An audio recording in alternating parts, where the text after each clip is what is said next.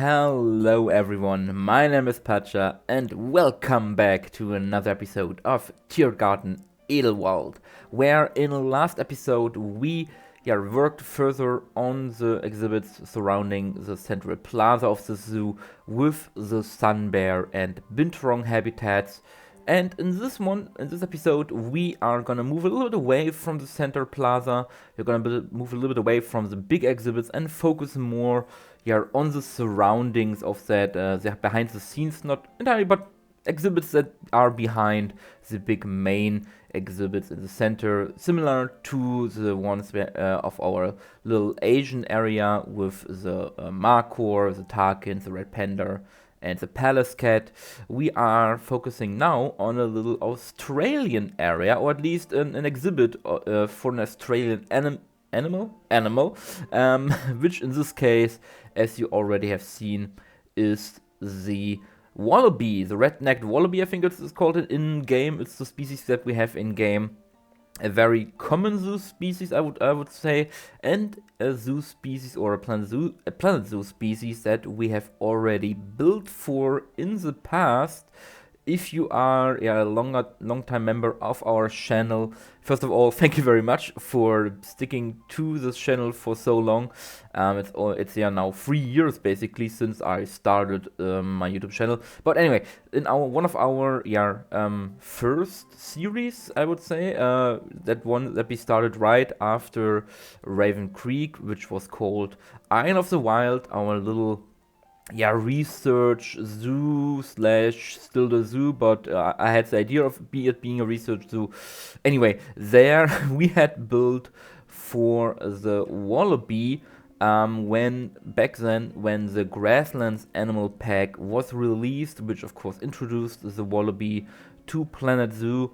There we built for this animal right next to the koalas and opposite to, I think, the Amur leopard.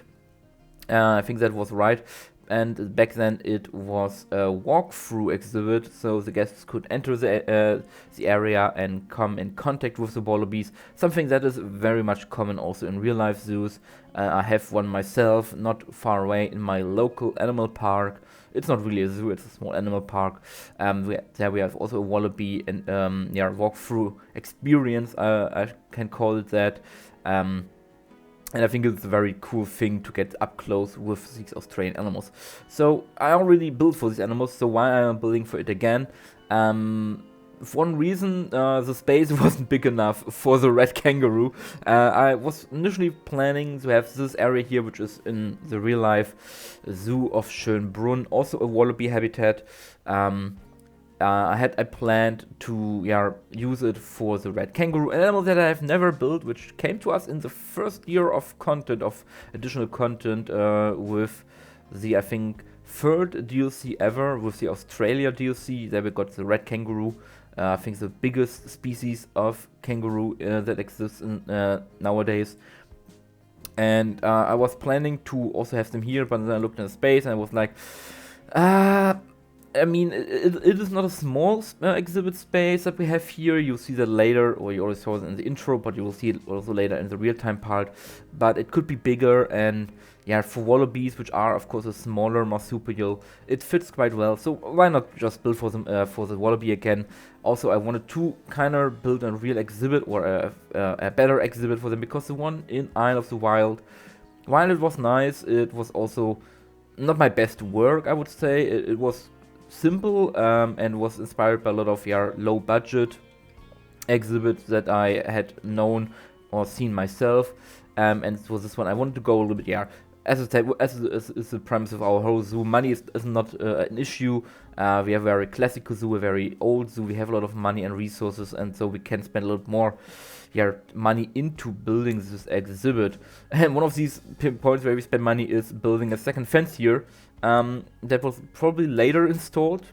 Same for the one in Schönbrunn, where I have found pictures of it without this fence, with only the glass barrier to separate guests and animals, and then a lot of more recent pictures with these electric fences in place, probably because the low fence didn't prevent the wallabies from jumping over the fence and escaping. I mean, it's a wallaby, it's not gonna do much harm, but still, you don't want to have your wallabies run around wild in a zoo. And why is this act I will talk a bit out later.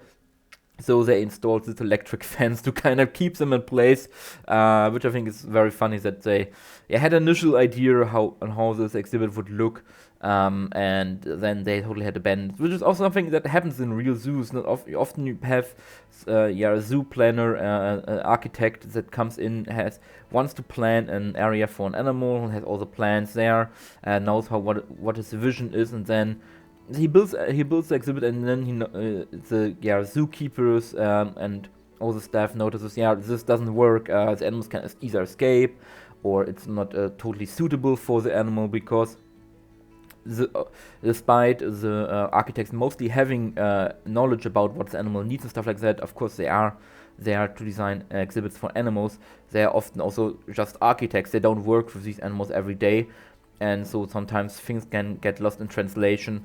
And these exhibits have to adapt. They have to install additional barriers. They have to install additional features, often very rudimentary, because they have to be put up very quickly, and so that's why it can happen that you suddenly have to install over 2-meter electric fence in front of your wonderful glass barrier, because the marsupials, the kangaroos, keep jumping over it. I think this is kind of lovely. It's kind of cool, and it kind of, if you can include stuff like this in your zoo builds on Planet Zoo, I also think it kind of translates a little bit more of realism to your zoos. If you see that, it's not everything is perfect. Everything is perfectly planned out and works as intended. Sometimes you have to do some additional measures to make sure that guests and animals are safe. And sometimes doesn't things plan out. You saw that in a moment here with me finding to find a glass piece that would fit into this door frame of the door that leads into the indoor area. I had a little bit of struggle because of the height of the glass and the height of the building itself. And then I settled for, I think, the most used glass piece in this game, which is, of course, the thin modern glass pieces that we got in a free update, I think, a few years ago. Which just work every time, and then I just had to adapt the height a little bit. And then, of course, using the tainted timber from the Indonesia pack, one of the best wood pieces that we ever got in this game, next to the Twilight wood pieces. And I think it's one of the most used pieces in this game when it comes to wood pieces, because it's non-climbable, so it doesn't uses a lot of hardware to work, and it is recolorable in 2 different ways, so you can do a lot with a little bit of color. There is a lot of options for this piece. But anyway, I was about to talk about wallabies escaping, because you probably know that if you are from Europe, if you're from the States, then probably not that much. But the wallaby, I think, can be considered one of the most common escaped animals in Europe that is still thriving and surviving. There are numerous colonies of wallabies that are surviving in the European countryside. A lot of them in England there are a couple of colonies. Some haven't made it through the winter. A lot of others, like the one on the Isle of Man, are thriving and multiplying. And there is even one where I live in Germany, in my state of Germany, in the state of Mecklenburg-Vorpommern, or Eastern Pomerania. We also have living and thriving wallaby community not far from where I reside. So if I'm lucky, I could see wallabies in the wild, and I'm not even have to travel to Australia, where they are originally from. So it's very interesting that these animals keep escaping, and then they just keep living their best lives in the countryside, apparently not doing much harm to the environment. Otherwise, of course, the local governments would have done something against it. They are herbivores, and they're eating plants, bark, and stuff like that. And with the disappearance, I would say, call it, of many of large carnivores, of course, hunters have to keep the deer populations in check and stuff like that. And wallabies, I don't know, I haven't looked much into that, but apparently, there are they are not that bad for the environment. They don't compete with local species, or the local governments just don't care about them.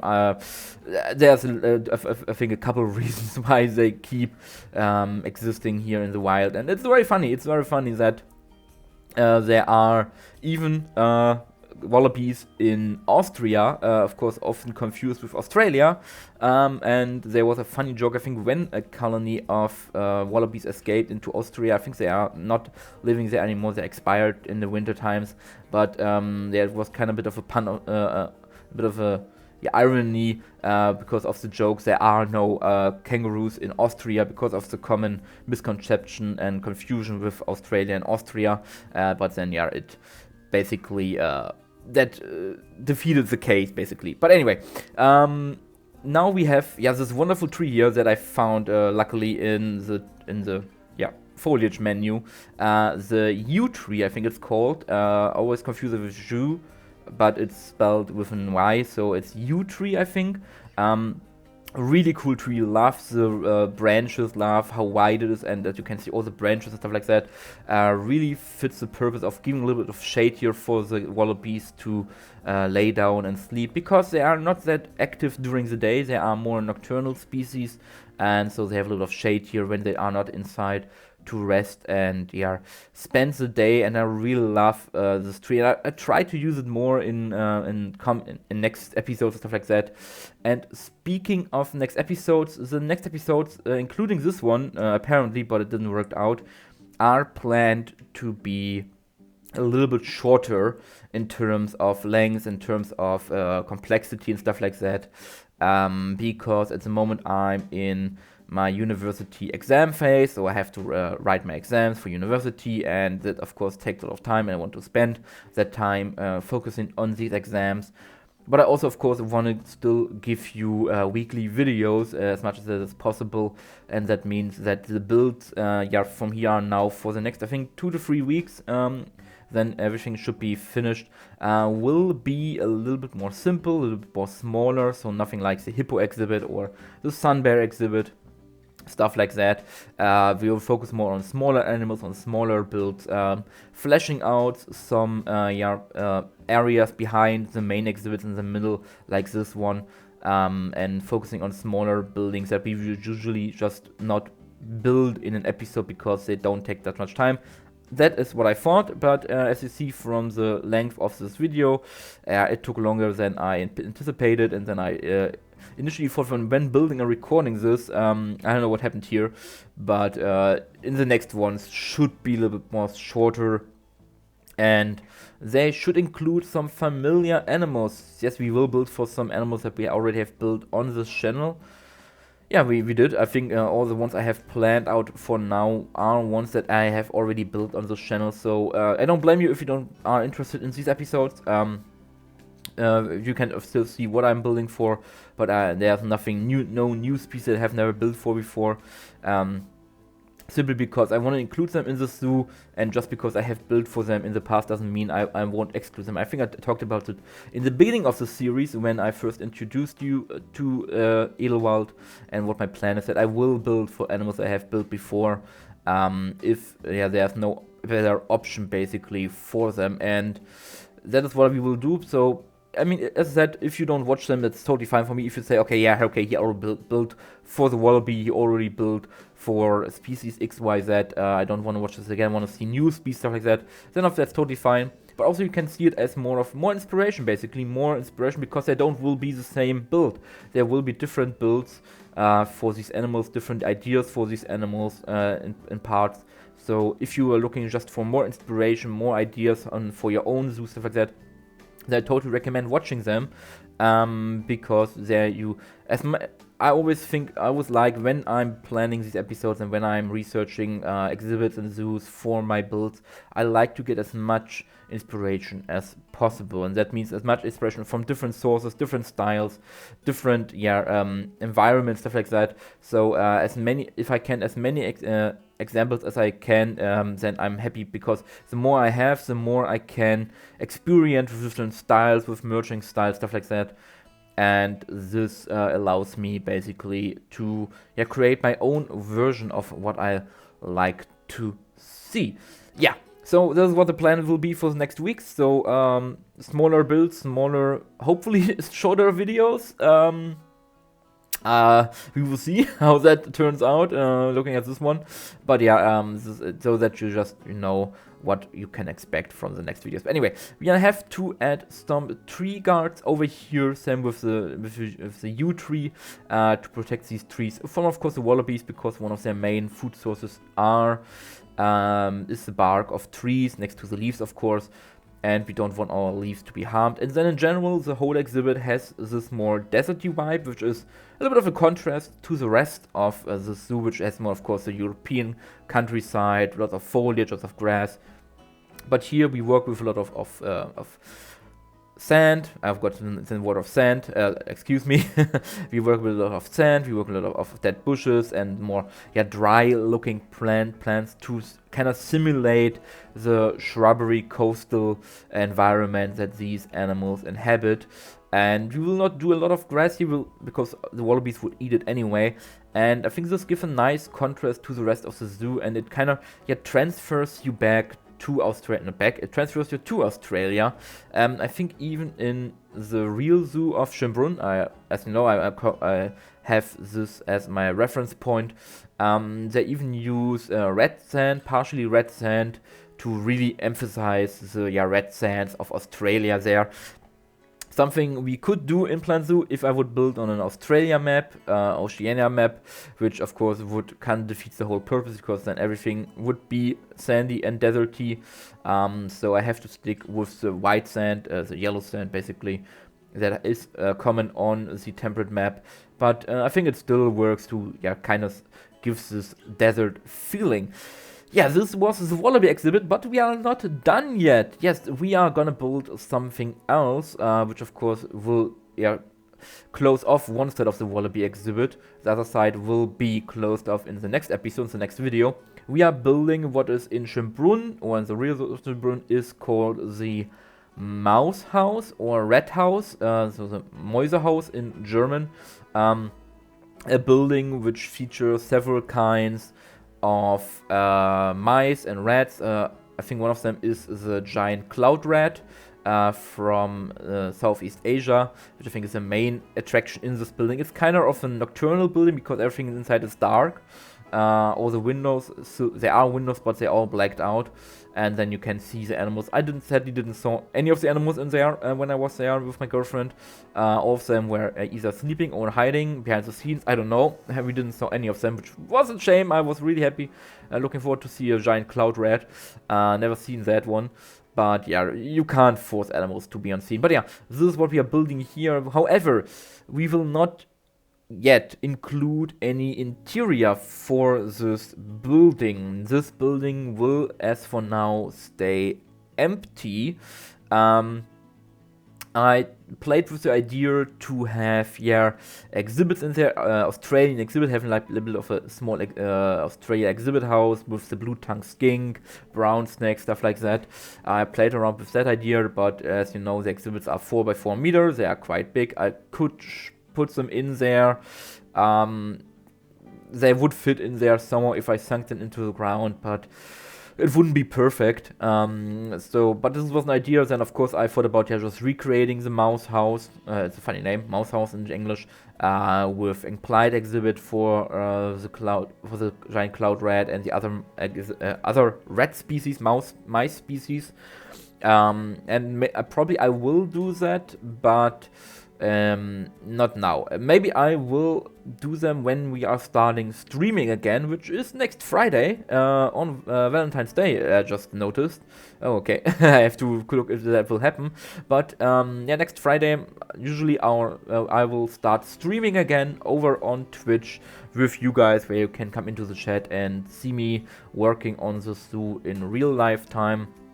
And talk with me, chat with the community, talk about whatever you want to talk about with me.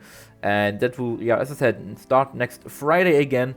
And there we probably will focus on the interior of this house. Next Friday? This Friday. When you are watching this video, this Friday. not next Friday, this Friday on the 14th of February we will start streaming again, so that should clear all confusion. And there, as I said, we will probably focus on this house. We will probably building this house or building the interior.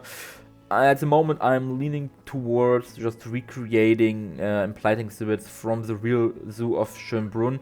But if you have any ideas what I could place in this house with the space that I have available, you see the space here now on screen. If you have any idea what I could else put in here that doesn't require a lot of space, or that doesn't require that much space, and still make it kind of fit into that building, let me know in the comments. I'm always happy to hear suggestions, to hear ideas. I'm always happy to include them.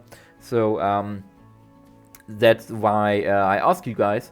And I will consider, of course, just suggestion. Something doesn't mean I will definitely do it, but it will definitely help me decide what to do. So all suggestions are welcomed and can help create this zoo together, basically.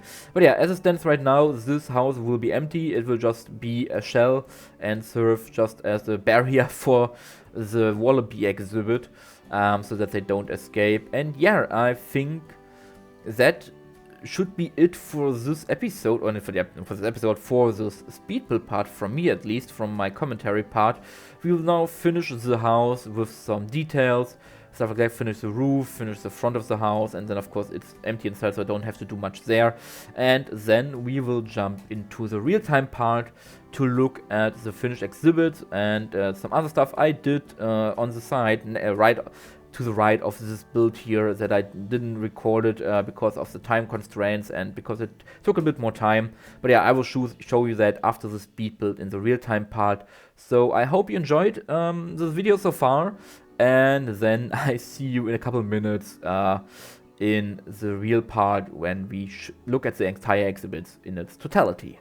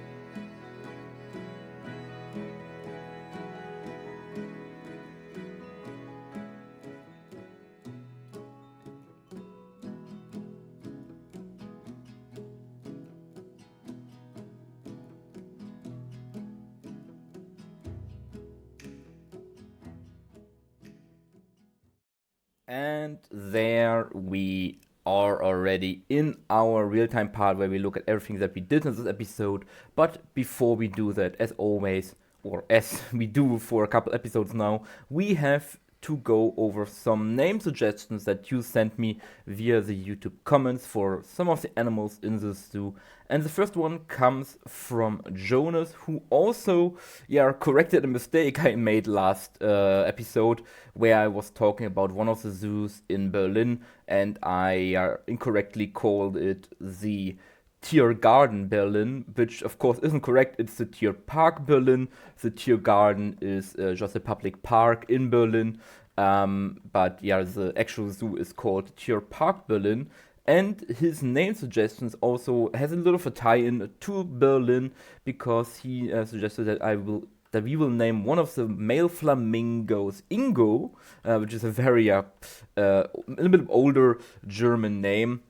And the story behind this is that this was a real flamingo in Tierpark Berlin, or Berlin Zoo, he wrote, which was, I think, the oldest flamingo in a zoo ever. At least that's what he says, with the ripe age of 75 years, which is very impressive for a flamingo. But he says the exact age was unclear. But it was really, really old, and it sadly died. But to commemorate that, we will name this flamingo here. We will name it Ingo, to remember always, one of the oldest flamingos ever in human care. Next up, we have some name ideas for our new animals.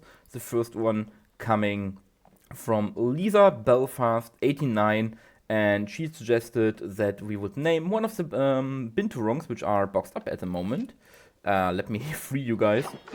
That we would name one of the Binturongs Popcorn, because of course of their habit, or of their ability to smell like popcorn, which is due to some chemicals in their fur, and how their smell is generated within their body that reminds of butter popcorn. And I think we will name the female popcorn because it sounds quite cute. So our female Binturong now is called Popcorn. Awesome idea there.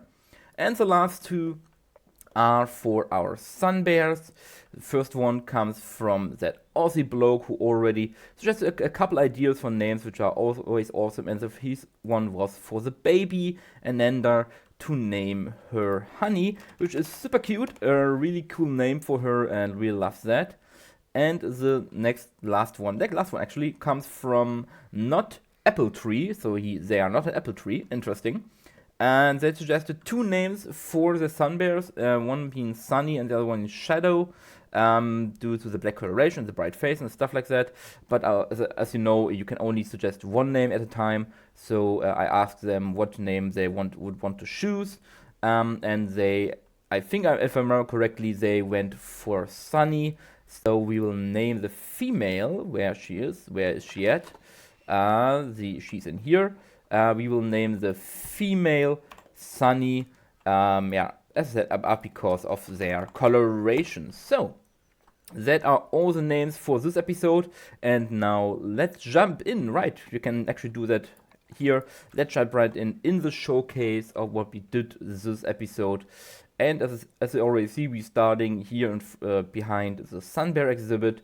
And if we now follow this path over here, we get to our new Wallaby habitat over here, which I think turned out really, really nice. It's very simple in design and in all the decoration, stuff like that. But I cannot shake up the feeling that it really gives these city zoo vibes with the wall behind it, which actually is the outside wall of the zoo. So behind there the zoo ends, and so they are right up against the wall. And it feels simple. It feels man-made, which of course is a trait in city zoos often. But it is suitable for the animals. They have enough space. They have enough enrichment lying around. So I kind of think I did a pretty good job, if I say so myself, with creating this very simple but very nice looking habitat over here. Then of course we have our little shelters over there, There's nothing in here. It's just it would be if they could enter this area, which they couldn't in real life. They can't in game, but yeah, just for them to lay down and for the keepers to tend to them if they need it. And then of course the nice yew tree, which I'm still love. I mean that tree looks awesome. I don't know if it's climbable even. It's not, sadly not climbable. That would be awesome if it would be, but yeah, it still looks very awesome. And then lastly we have the mouse house, red house, whatever you want to call it, which of course is empty at the moment. But as I said in the speed build, we'll probably work on that in the live stream in 2 days. So Friday this week we will probably work on that. If you don't want to miss that, come join us over on Twitch. The link is in the description. But yeah, it's a very simple building, and I'm eager to see what we turn this into once we fill it with an interior. And as I said, I did some stuff after the speed build that where I didn't have the time to put it into the speed build footage, and that was to add a gate to this side or to this exit of the zoo, which is not a functional gate anymore. It's just, yeah, it probably was a gate back then for the rich people to come into the zoo and stuff like that. Nowadays it would probably be used for transporting goods and animals and maintenance and stuff like that. And on each side we have a pillar with the 2 mascots of the zoo. If you remember the logo of our zoo of Tiergarten Edelwald, it's a birch tree which is held by a lion and a deer. We sadly don't have a smaller deer statue apart from the reindeer, so I went with that. But yeah, these are the 2 mascots of the zoo guarding the gate here now. Which isn't an entrance for the zoo, an official one. That one will be a little bit different in this direction, but it was one, and now it serves just as an exit or as an entrance for maintenance stuff. But yeah, this was it for this episode. This is our little build here, and I hope you enjoyed it. I hope you had a great time, and then I also hope I will see you in the next episode next week. And until then, you have a great time, you stay safe, and bye bye everyone.